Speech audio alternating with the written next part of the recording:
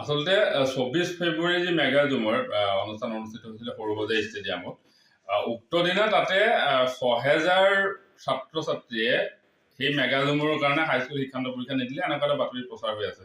দৈনিক অগ্ৰদূতত এটা বাতৰি প্ৰচাৰ হ'ল। তাৰপিছত অখিল গগৈ ডাঙৰীয়া সংবাদমেলযোগে ক'লে, আটছাকো আহ্বান জনাইছে তদন্ত কৰিবৰ কাৰণে। আমিতো তদন্ত কৰিছোঁ। মই বিশেষভাৱে আটছাৰ প্ৰতিটো প্ৰাইমেৰী লেভেলৰ পৰা ইনফৰমেশ্যন লৈছোঁ।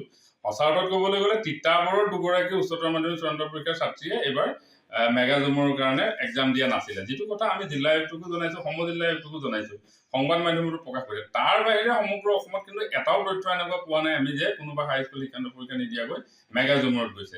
গতিকে এইটো ভিত্তিহীন এটা কথা। ৮,৮৮৮ গৰাকীয়ে মেগা জুমৰত পাৰ্টিচিপেট কৰিছে, আৰু তাৰ মাজত সঁচা অৰ্থত ক'বলৈ গ'লে মাষ্টাৰ ডিগ্ৰী কৰা, গ্ৰেজুৱেশ্যন কৰা, কোনোবাই শিক্ষকতা কৰা, গৰিষ্ঠ সংখ্যক শিল্পী আছে। তো একাংশ মানে তাতে জনগোষ্ঠীটোৰ শিল্পী, বিশেষভাৱে জুমুৰ লগত জড়িত শিল্পীসকল তাত জড়িত হৈ আছে। সমান্তৰালভাৱে বিভিন্ন ক্ষেত্ৰত কৰ্মৰত যুৱক যুৱতীসকল তাতে আছে, সকলো গৈছে তাত। ৬,০০০ মেট্ৰিক পৰীক্ষা নিদিয়াকৈ তাতে যোৱাটো কথাটো এইটো কাৰণে ভিত্তিহীন, কাৰণ তাতে গৰিষ্ঠ সংখ্যক বিভিন্ন ক্ষেত্ৰত কৰ্মৰত, হাইস্কুল শিক্ষান্ত পৰীক্ষা কেতিয়াবা উত্তীৰ্ণ হোৱা, গ্ৰেজুৱেশ্যন কৰা, এনেকুৱা ছাত্ৰ ছাত্ৰী তাতে গৈছে।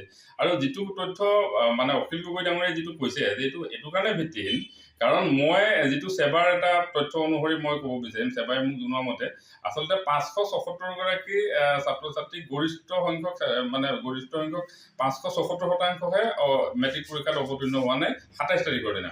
সেইদিনাখন আছিলে ছ'চিয়েল চায়েন্সৰ এক্সাম, 576 হাইয়েষ্ট এবচেণ্টিজম।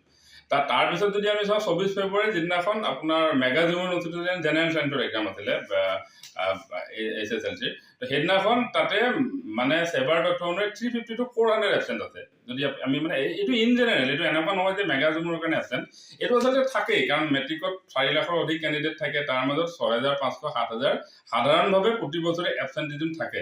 আৰু যিটো এইবাৰো আছে, ইয়াত নতুনত্ব একো নাই, কিন্তু গোটেই কথাটোক আচলতে এক প্ৰকাৰ জনগোষ্ঠীটোৰ আজিৰ সময়ত মেগা জুমুৰৰ জৰিয়তে জনগোষ্ঠীটোৰ কৃষ্টি, জনগোষ্ঠীটোৰ সংস্কৃতিৰ যিটো এক্সপোজাৰ পালে, তাক লৈ হয়তো কাৰোবাই গোটেই ইছ্যুটোক ডাইভাৰ্ট কৰি জনগোষ্ঠীটোৰ এই অনুষ্ঠানটোৰ জৰিয়তে জনগোষ্ঠীটোৰ সাংঘাতিক ক্ষতি হৈছে, এনেকুৱা এটা বাহিৰত এটা বাৰ্তা প্ৰেৰণ কৰিবৰ কাৰণে আচলতে এইবিলাক মনে হয় আৰু উদ্দেশ্যপ্ৰণোদিত বাতৰি। প্ৰথম কথা হৈছে, অখিল গগৈ ডাঙৰীয়াই আমাক তদন্ত কৰিব কৈছিলে, আমিতো তদন্ত কৰিলোঁ। আমি তদন্ত কৰি এতিয়াতো এজনো পোৱা নাই SSLC পৰীক্ষা নিদিয়াকৈ মেগা জুমৰ মানে অংশগ্ৰহণ কৰিবলৈ অহা। মই ভাবোঁ যে এই ধৰণৰ ভিত্তিহীন কথা অখিল গগৈ ডাঙৰীয়াই নোকোৱা উচিত, কাৰণ তেখেত এজন বিধায়ক, আৰু বিধায়কজনে তথ্য নোহোৱাকৈ আচলতে কোনোবা এখন বাতৰি কাকতত কিবা এটা প্ৰকাশ পালে বুলিয়ে যে তেওঁ তাক লৈ সকলোকে প্ৰত্যাহ্বান জনাই দিব, আমাক আহ্বান জনাই দিব, তো এটলিষ্ট আমাক সোধা হ'লেও আমি ক'লোহেঁতেন প্ৰকৃত কথাটো কি। গতিকে এই ধৰণৰ বাতৰি, এই ধৰণৰ বক্তব্যৰ জৰিয়তে মই ভাবোঁ যে চাহ জনগোষ্ঠী সমাজখনৰ পৰা অখিল গগৈ ডাঙৰীয়া আকাশৰীয়া হ'ব, চাহ জনগোষ্ঠী সমাজখনে নিশ্চিতভাৱে তেওঁক বেয়া পাব এই ধৰণৰ কথাবোৰ। গতিকে এনেকুৱা কথা নোকোৱা উচিত বুলি মই ভাবোঁ।